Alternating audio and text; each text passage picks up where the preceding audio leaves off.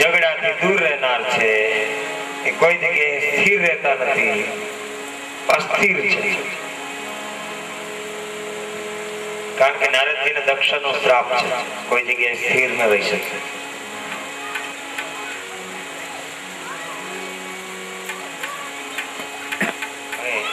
એક નમ્ર વિનંતી બધાને કે કથા ચાલુ હોય ત્યારે નીચેથી દર્શન કરી રહ્યા હોય જવું, એટલી નમ્ર વિનંતી મારી અહીંથી દરેક ભાઈઓ બહેનો માતાને. એમાં ઓલું ના કરતા, કારણ કે મને વિક્ષેપ થાય થોડું નીચેથી દર્શન કરી લેવા, અને કથા વિરામ પામે પછી અહીંયા પગે લાગુ પરિક્રમા પછી કરવી. તો નારદજી આ કથા એક જગ્યાએ બેસીને કેવી રીતે સાંભળી? ત્યારે સુરતી મહારાજ કહે છે, લોક વિગ્રહ મુક્તસ્ય નારદસ્ય સ્થિરસ્ય ચ વિધિ શ્રવે કુતઃ પ્રીતિ સંયોગઃ પુત્ર તેષઃ. માત્ર એક નારદ માટે આ વાત નથી, દરેક સંતના લલાટમાં આ વાત લખેલી છે. અસ્થિરસ્ય, એક જગ્યાએ સ્થિર રહી શકતા નથી. અરે ભાઈ, જે સંસ્કૃતિનો સંદેહ વાહક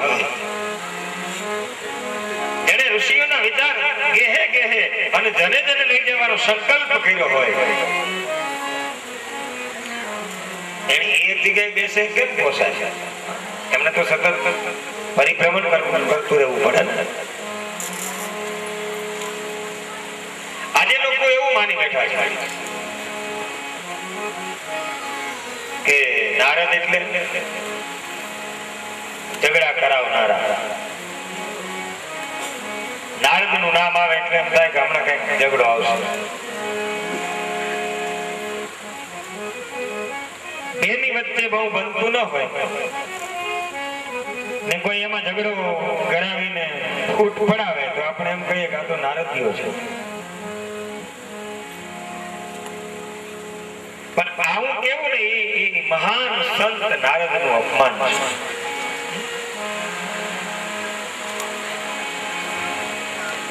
નારદ ને લોકોના ઝઘડાથી કે લોકોના કજિયાથી શું લેવા દેવા ભાઈ? એ તો લોકોના ઝઘડાથી મુક્ત છે. અહીંયા ભાગવતમાં લખ્યું લોક વિગ્રહ મુક્તસ્ય. અસ્થિર છે, કોઈ જગ્યાએ સ્થિર નથી રહેતા.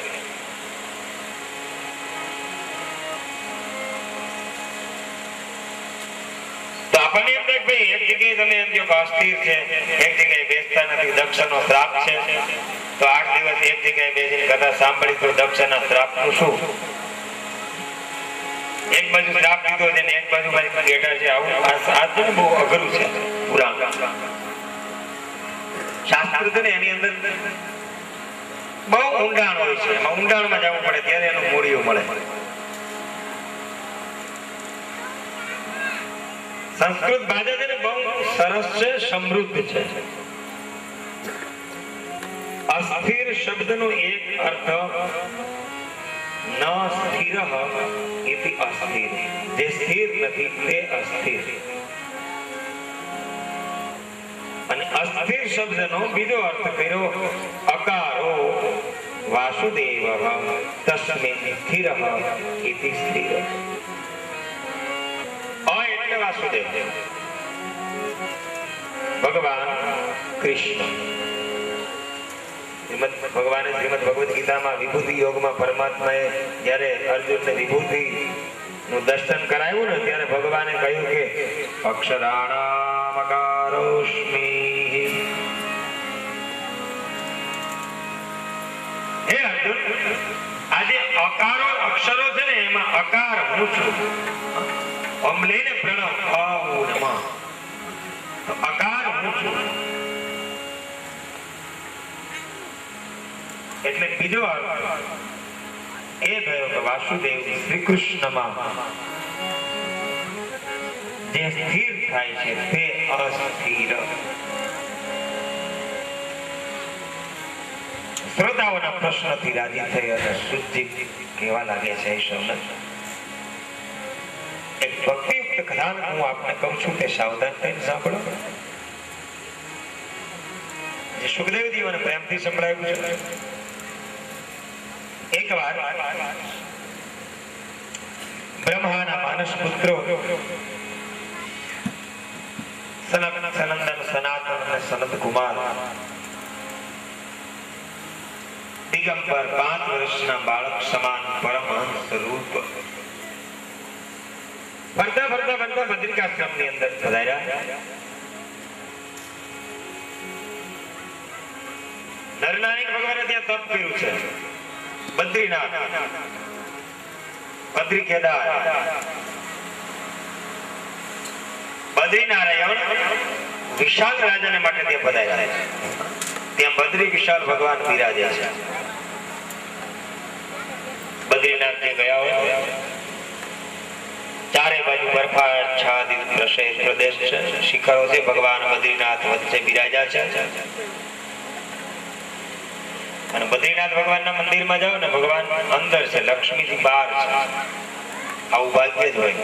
લક્ષ્મી ને નારાયણ મંદિરમાં જોવા જોઈએ ને, તો બદ્રીનાથ ભગવાનના મંદિરમાં તમે જાઓ ને, દર્શન જેને કર્યા હશે ખબર હશે, ભગવાન અંદર છે, લક્ષ્મીજી બહાર છે. કેમ?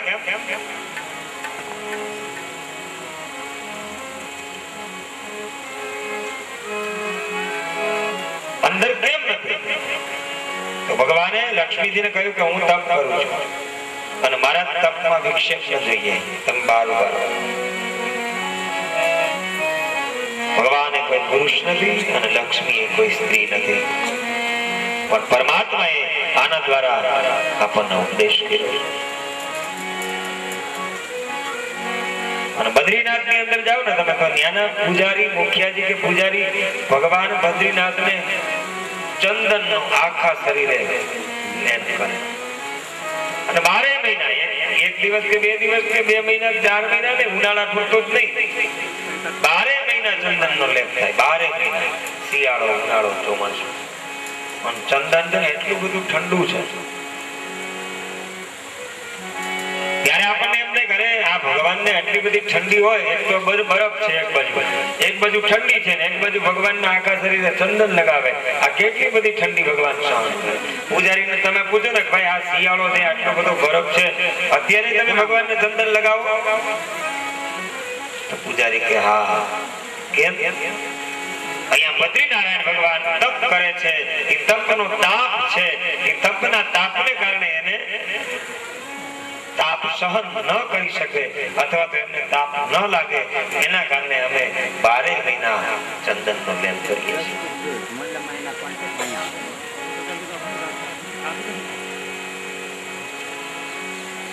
સનત કુમારો ત્યાં આવ્યા બદ્રિકાશ્રમની અંદર. બદ્રી વિશાળ ક્ષેત્રમાં પધાર્યા છે. સંતોનું વિતરણ છે ને ભાઈ, અકારણ કોઈ દી ન હોય. સંતો એમના મફતમાં રખડતા જ ન હોય. મફતમાં એટલે કારણ વગર. એમ કારણ વગર કોઈ દિવસ ઘૂમતા જ ન હોય. કઈક કારણ હોય, એ પોતાના માટે નહીં, પરમાર્થ માટે ઘૂમતા હોય છે.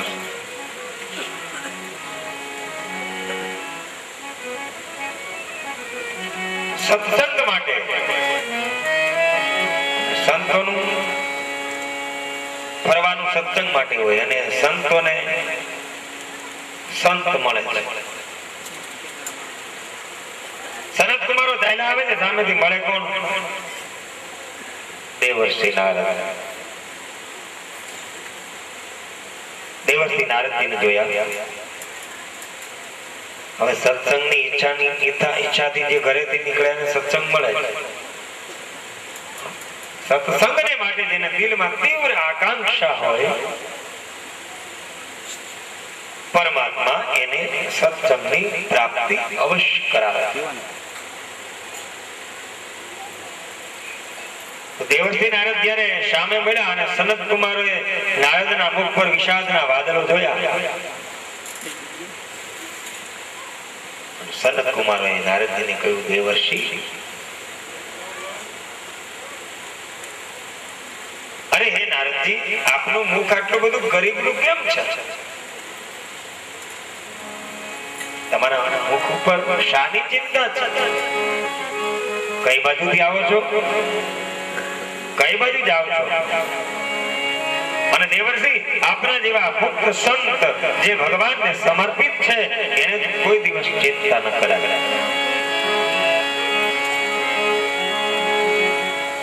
આપના જેવા મહાત્માને ચિંતા શોભે?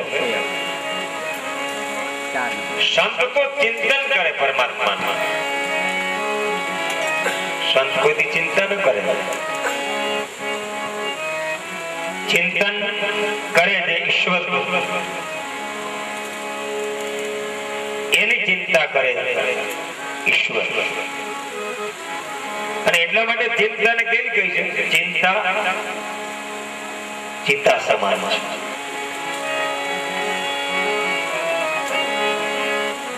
ચિંતા અને ચિંતામાં કેટલો ફેર છે? એક જ બિંદુ, એક મીંડાનો ફેર છે. ચિંતાને ચિંતામહી ફેર મીંડાનો એક. બાળે ગઈ બલાય સજીવન અજીવન શંકરા. ચિંતા અને ચિંતામાં એક જ મીંડાનો ફેર છે. મીંડું લઈ લ્યો એટલે દઈ શકે, પણ બાળે ને બલાય. ચિંતા છે ને એ મરેલા ને બાળે, અને ચિંતા છે ને એ જીવતા ને બાળે. ફરક આટલો.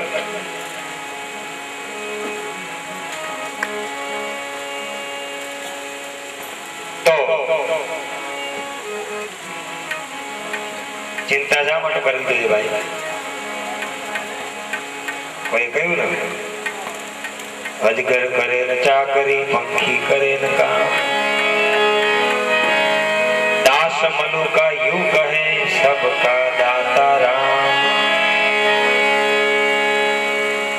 સંતોએ આવું કીધું હોય ને આવું સાંભળવું એટલે આપણે એને અનુકરણ કરવું.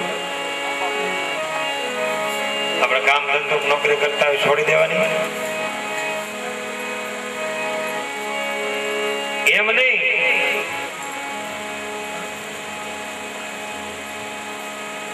ઘેર બેઠો છે એને કીધું ને કોણી બાજરો નાખી દે. અજગર કરે ને ચાકરી, પંખી કરે ને કામ.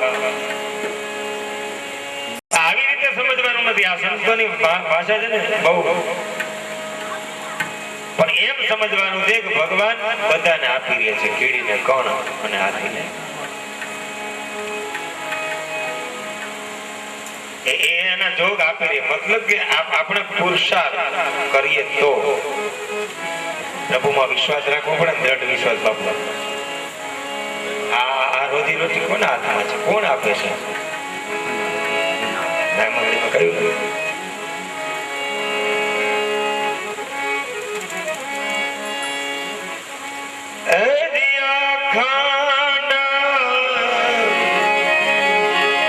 રોજી હરિના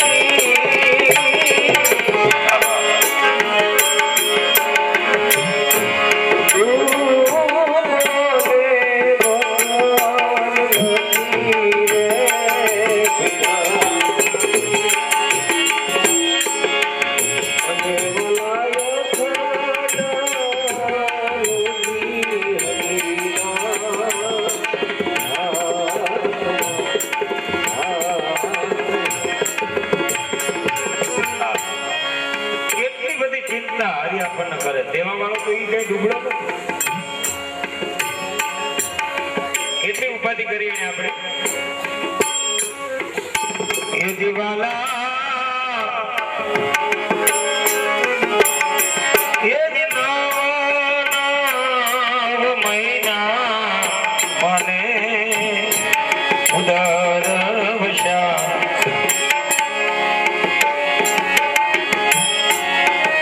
એ દીવાની દોલથી દિવાળા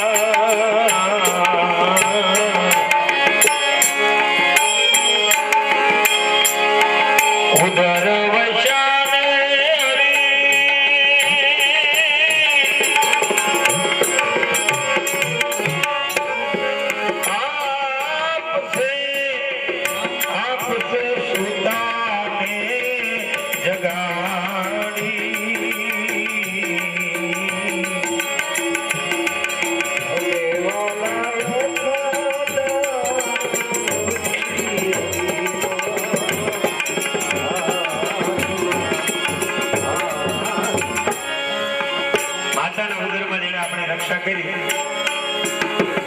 અને પછી આપણે આવ્યા જગતમાં, પછી મોઢામાં દાંત આપ્યા, પછી ચાવવાનું ન થયું. દાંત આપે એટલે ચાવવાનું તો જેને દાંત આપ્યા છે ચાવવાનું કહેવાનું. એટલા માટે હે જીવાલા